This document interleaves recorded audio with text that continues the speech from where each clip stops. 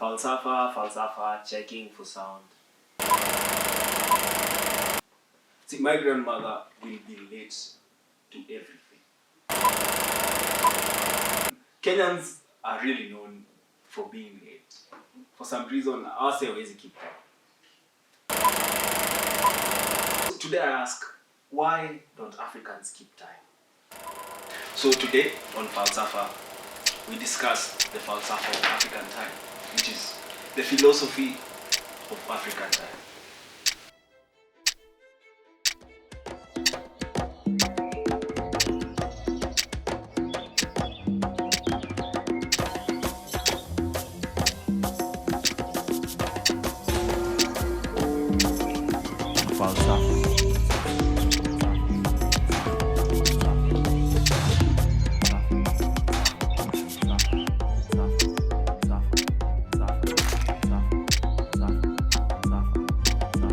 Falsafa.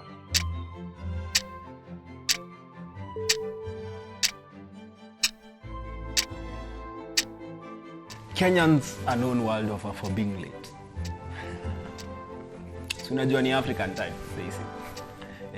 Hakuna event you answer on time.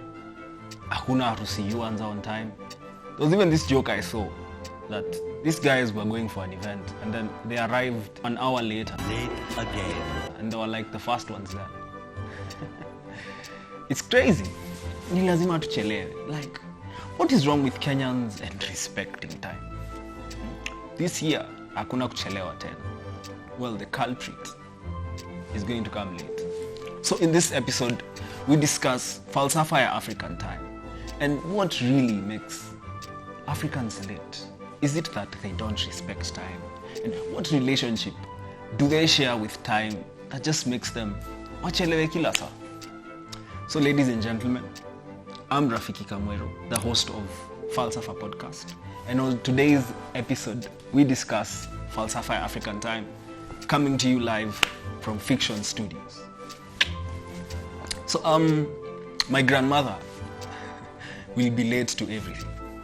You know, kama ni kuenda kanisa lazima atawachwa. Kama ni kuenda someplace, she'll always be late. And I just don't understand why. You could have this at home and it would tell you what time it is, and then you would know I should probably get to work. Africans always will be late. Some say even that the only place an African is going to be early is at their funeral. Now comes the part where we throw our heads back and laugh. Ready? Ready! Don't take it from me. So I thought to really try and address why Africans are late. Is it something, because our relationship with time is, I think, a socio-cultural concept. So I looked around and I saw John S. Mbiti and a few other scholars have tried to talk about the concept of African time. And so today we will evaluate the concept of African time and help answer why are Africans always late. So John S. Mbiti is a Kenyan scholar, Professor John S. Mbiti.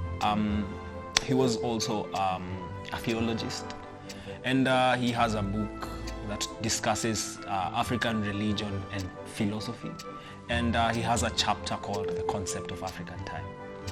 So in The Concept of African Time, Professor Mbiti tries to explain how time was conceived as Africans, because so the concept of African time is different from the Western concept of time. The Western concept of time is linear. So unajua right now 11. After 11 we go to 11:01 and to 12 and to 1. So in a flow and it's well documented. But the African concept of time is pegged on occasions and events. Unaona? So for example, we measured time in moons or days, like, for example, a culture that were pastoralists. If someone wanted to say they're going to do something early, they'd probably say, I'll do it as at milking time or something like that. So mtu akisema, si tutaonana wakati wa kukamua, that's early. But it's not, haiko really pegged na haiko defined.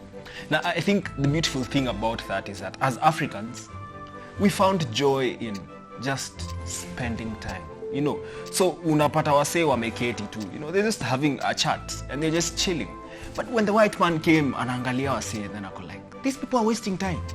But what he doesn't understand is that they're not wasting time. They are waiting for time and they're experiencing time. Because, for example, when time to plant comes, yeah,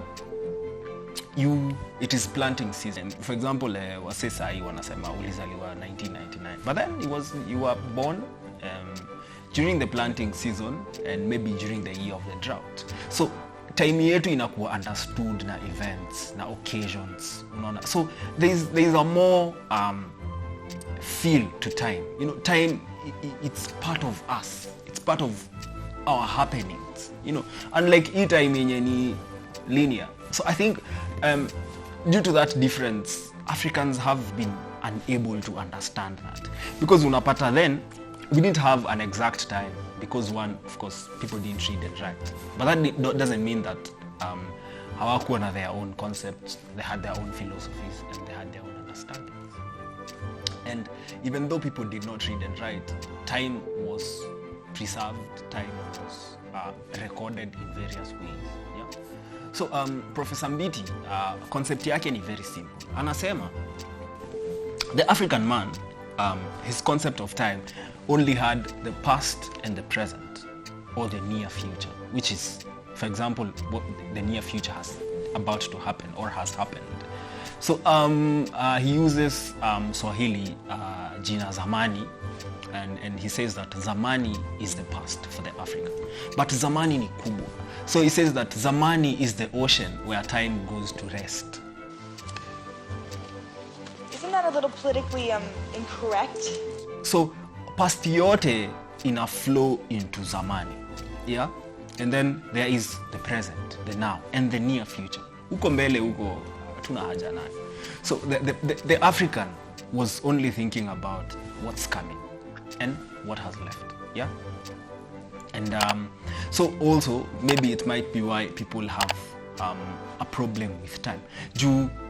Like our concept, because this is innate, you might not be practicing it, but iko kwa damu. So the concept is that zamani imeondoka. So after zamani kuondoka, we are in the present.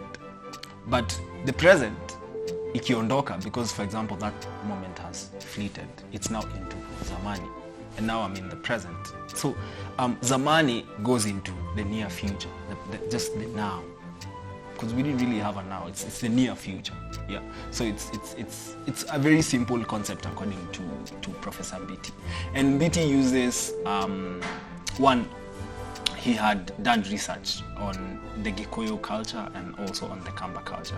And this is also supported by various Nigerian scholars. For example, the great Chinua Achebe. In his book, Things Fall Apart. So Chinua Achebe talks about Ifuoma. I think his name is Ifuoma. Ifuoma says, for example, that during planting season, people used to go to the farm from dawn to dusk.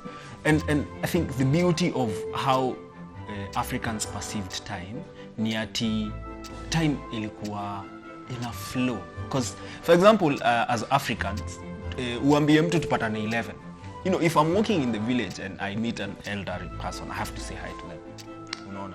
So you ina take time. Even just the social activities took time. And it helped us appreciate the social and the cultural aspect of life.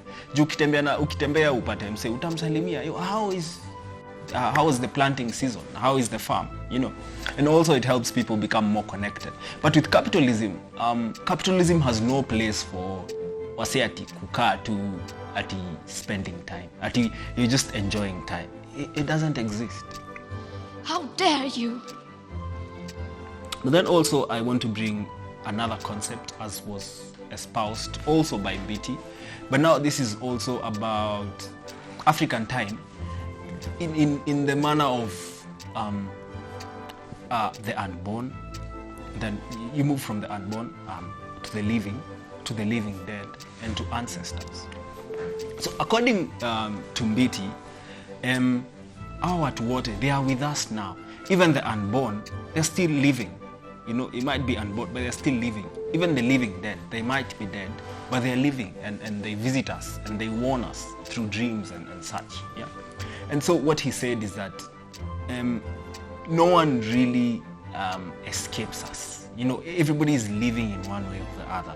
And all you do is that you graduate from one step to another. You graduate from the born, from the unborn rather, to the living. Then from the living to the living dead, to the ancestors. And also this was espoused by the dean of Kabarak Law School in his speech last year to the graduating students. So he had a really nice speech, and he talked about three things, but the third thing he talked about was the cyclic nature of African time.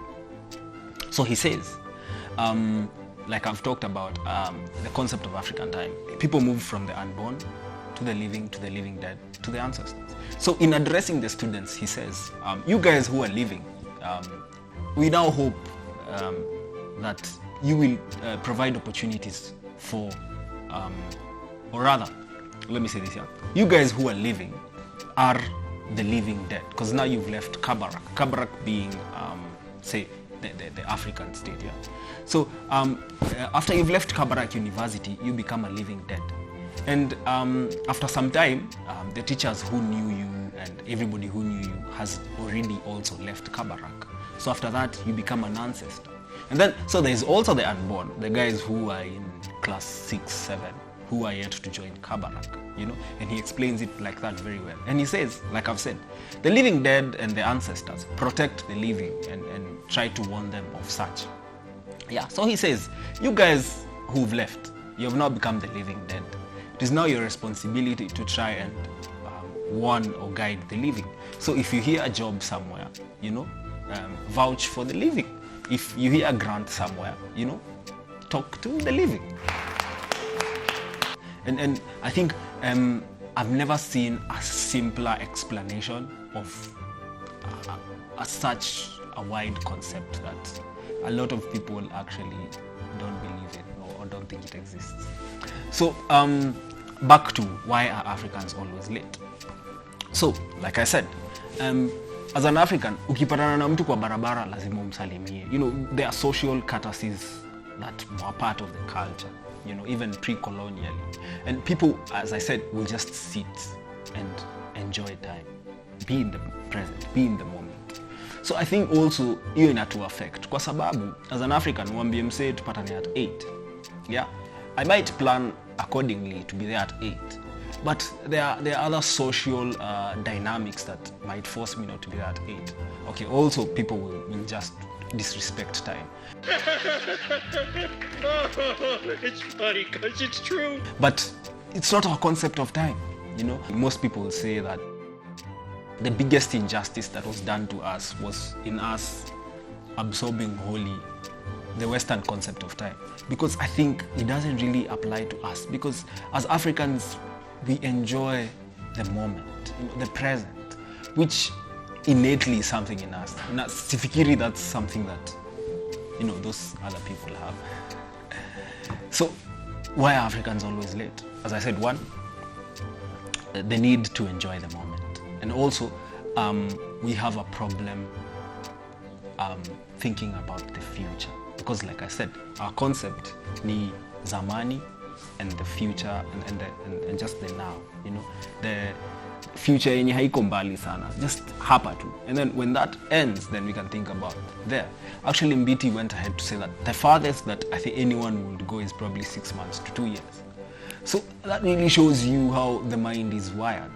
Yeah, and a number of scholars have argued, others have supported. But what I'd want to hear from you guys is, why do you think people are always late? Because it's inborn. You're always like 7 hours late. Yeah? Somebody says tupatane, and then in Kikuyu they say ya modogo, which is the mzungu style, So if somebody tells you mpatane saa ya mzungu, it's 8 ya mzungu ni 8. But akisema 8 alafu seme Kenyan time, you just come at 9 or 9:30, And meetings are like that. Punctuality is something I demand from my employees. I need them to show up on time So when I finally show up, we can get started right away. Meeting ilikuwa ianze 8, jamana come through 8:45, anapata like around maybe 3 guys. Then akala, "Hey, Karibu Nichelewe." Bro, you're late. As in, what are you talking about? Msala kuja 9, ako like, "Atana pressure." Na come through. We need to stop abusing time. But then again, it's who we are. So I think what we need to do is we need to go back to the drawing board. Because hii kitu iko ndani yetu, and we need to understand how this affects us. Because a lot of people complain about people not keeping time and all of that. But maybe it's not really about time. It's about our concept of time. It's how we understand time. And I think the reason I did this is I hope that in understanding time, then we can be able to understand how we can fix ourselves to become better timekeepers. We can understand better how we are wired towards time in the relationship we have with time, to stop abusing it. So yeah, this is a very short episode. It feels like a rant because watu wanapenda kuchelewa sana. So yeah, I hope that this year we have a better relationship with time. And yeah, that was FALSAFA African Time. I kept it short because I don't want to abuse time. Cheers, man.